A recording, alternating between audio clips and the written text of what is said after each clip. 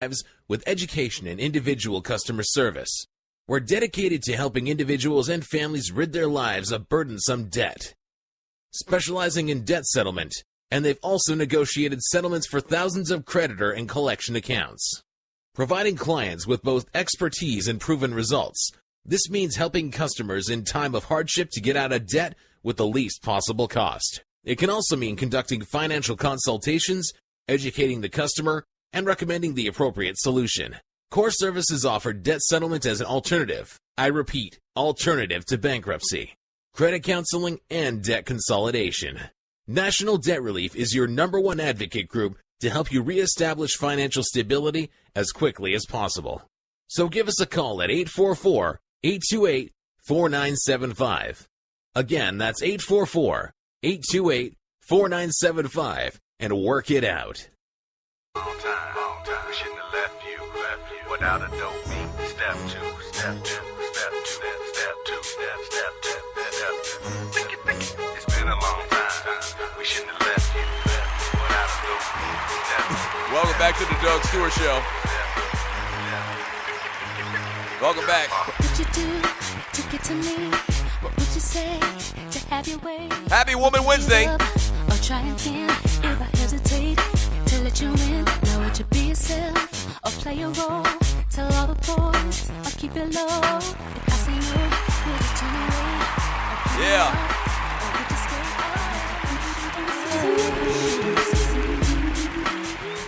Welcome back to the Doug Stewart Show. I was thinking about it. If you are a black man, and you're listening to the Doug Stewart Show, and listen close to what I'm about to say here. If you are a black man and you put on a Santa suit and walk down the street in 1972, they would have locked your black ass up.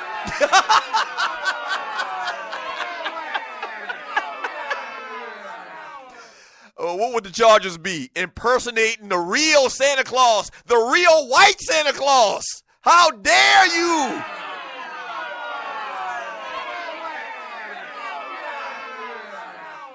Maybe they wouldn't have put you in jail, and you're listening to the Doug Stewart Show. Maybe they wouldn't have put you in jail, but they would have definitely put you in a psychiatric ward. Like, they would have put you in the nut house. And I don't think that's politically correct. That's the second time somebody said that today. The great Santa Claus said it today, too. Maybe they don't put you in jail, but they would have definitely put your ass in a psychiatric ward. How dare you put on a Santa Claus outfit, sir? Negro. So we definitely progressed as a society to a degree. We have. Yeah.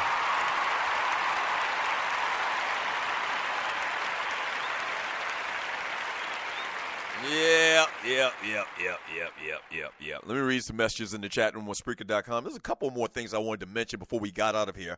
Y'all heard this story about the Lions asking for a review of the hit placed on Ezekiel Elliott in the game the other night between the Lions and the Cowboys. I didn't even mention this on yesterday. But was that not the most bootlegged thing you've ever seen in your life? I did say bootlegged. When the Detroit Lions, Ashawn Robinson, defensive tackle, played for Alabama back in the day, like on a normal tackle, he picked up Ezekiel Elliott, or Ezekiel Elliott was still trying to run, and he had a lock on to him, the Robinson kid, defensive tackle, and he grabbed Ezekiel Elliott, and the dude was still trying to run, so he picked him up, in effect, like body slammed him. Or it was more like a suplex, if you're talking about technical wrestling terms. So he picked him up and kind of like suplexed him. And they threw a flag for roughing, like unnecessary roughness.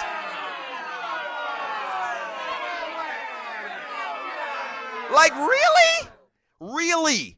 That was like maybe the worst call I've ever seen in my life. So the Lions and Jim Caldwell said that they're going to ask the NFL for an explanation about this, because even the host of the game, the play-by-play guy, I can't ever remember his name, was like, what was the penalty on? They threw a penalty on him for tackling the player?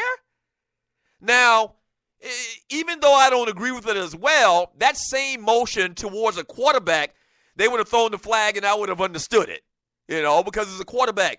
Ezekiel Elliott's a running back. I thought that was lame as hell.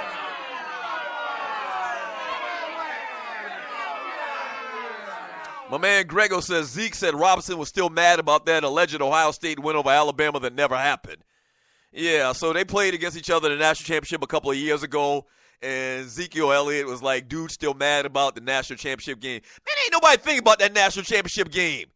That was a good tackle, and, I ride for Zeke. I mean, I like Zeke. I think he's a phenomenal player, has shown to be a phenomenal player in the NFL, but you know good and well that was some bullshit.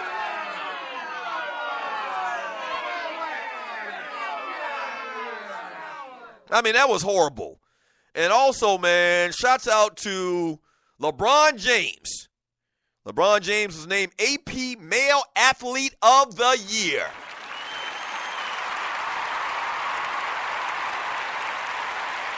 Yeah.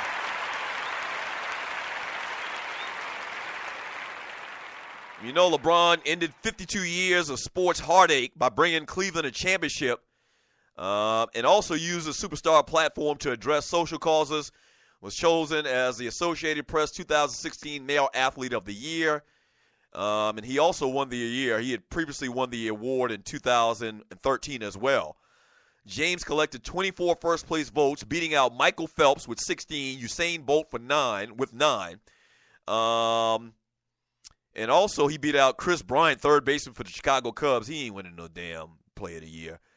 James donated $2.5 million to the Smithsonian Institute for an exhibit honoring Muhammad Ali. And here's a quote from LeBron. He says, he's definitely a person I'm inspired to be like, to have a social conscience about things. James says, what I always saw in Ali was that he was always educated about everything he was speaking about. He was never just talking to be talking. There was a method to his madness. Man, this kid LeBron James, man, is like a once-in-a-lifetime person, not just athlete, but person. Wow.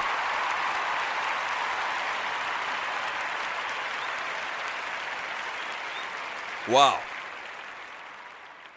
I mean, I always talk about how LeBron, he really, more so than anybody else I can think of, man, takes positions. He's very vocal, about social injustice in this country, man. Like, he's one of the only athletes that does it at all. And to be as big of a star as he is, there's a lot on the line.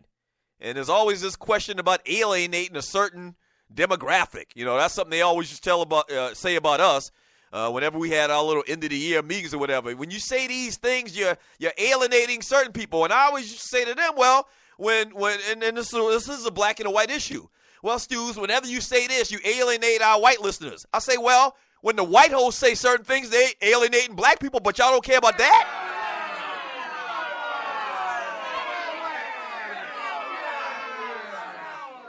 I mean, so we always went back and forth with that, which is 100% true.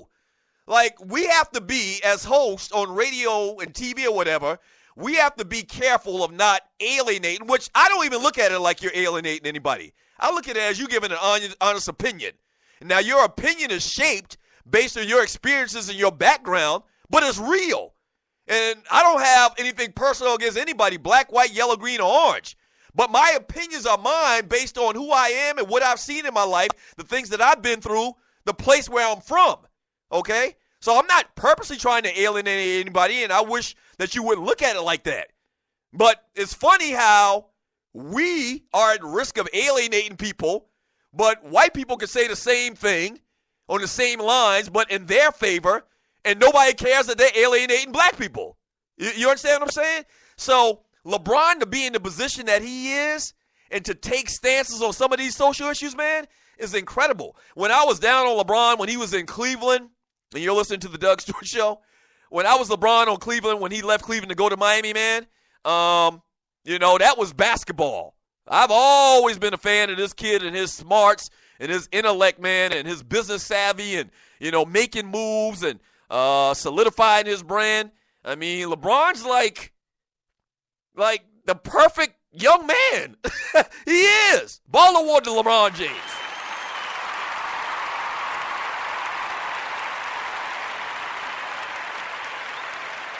Ball award to LeBron James. Yeah, ball award to LeBron James. Do we have time to read any messages? We'll read a couple. Let's see. From Mr. Harper, who's coming up next, supposedly. He hadn't come into the studio yet. I don't know. He must be on his phone typing these messages. But Marcus Harper says, Ninja, they ran Craig Hodges up out of the league quickly. I'm not sure exactly what he's talking about. Maybe he's talking about what I just talked about with alienating people. From Grego X Squad, Zeke's still worried about the game. He knows his college team shouldn't even be mentioned currently.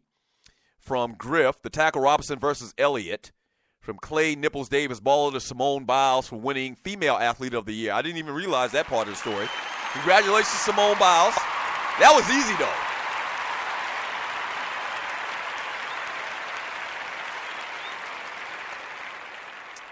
That was easy, though. From Redland Kirk, Doug, it was a penalty because he slammed him on the head. They are trying to stop cats from concussions unless you are Cam Newton. Right, unless you're Cam Newton. But I don't remember, and I would have to go back and look at it now that you say that.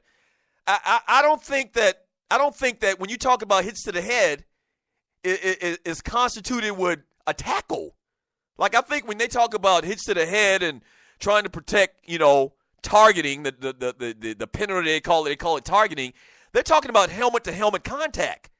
If you tackle somebody, I would guess 70 to 80% of the tackles in the NFL, the person getting tackled, their head hits the ground. I just think because it was violent and it was on TV that they threw the flag. But I don't agree with that. That was bad, and clearly I'm not the only one. The Detroit Lions are taking it up with the league. I mean, damn. Like my old man used to say, when I came home for the first time with an earring in my ear, my old man says, damn, just put on a dress.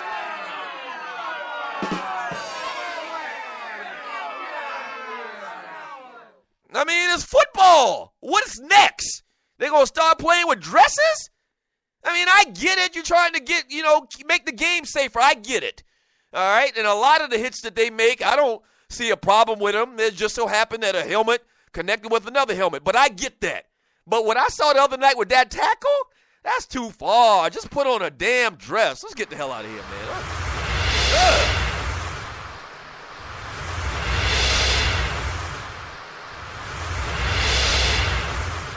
Put on a dress. Jesus. You gonna eat your beans and cornbread? Yes. Yeah. This is grown man Gator. Thank you for joining me on the Doug Stewart Show on this fantastic Woman Wednesday. Man, shouts out to my man Waterhead Walter, pole politicking,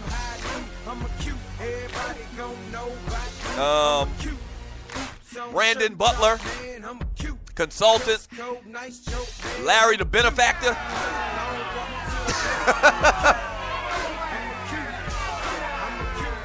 And a special shout out to my man Special K, unofficial comedian to the Doug Stewart Show. Check him out at coolkidcomedy.com. And all of those start with K.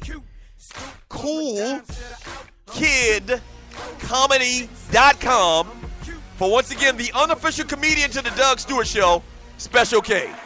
Shouts out, K.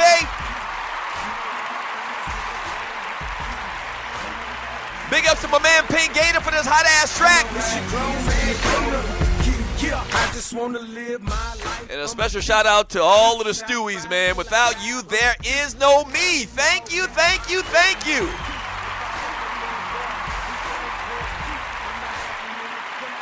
Yeah.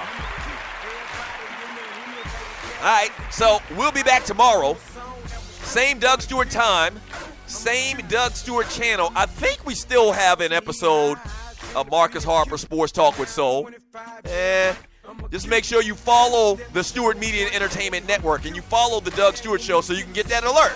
All right, we'll be back tomorrow. Same Doug Stewart time, same Doug Stewart channel. Peace. I'm a cute boy, I'm still out hanging with the cutes. I'm a cute. You know how it is when you roll with the cutes. You know how it is when you roll with the cutes. You know how it is when you roll with the cutes. You know how it is when you roll with the cutes. I guess by now y'all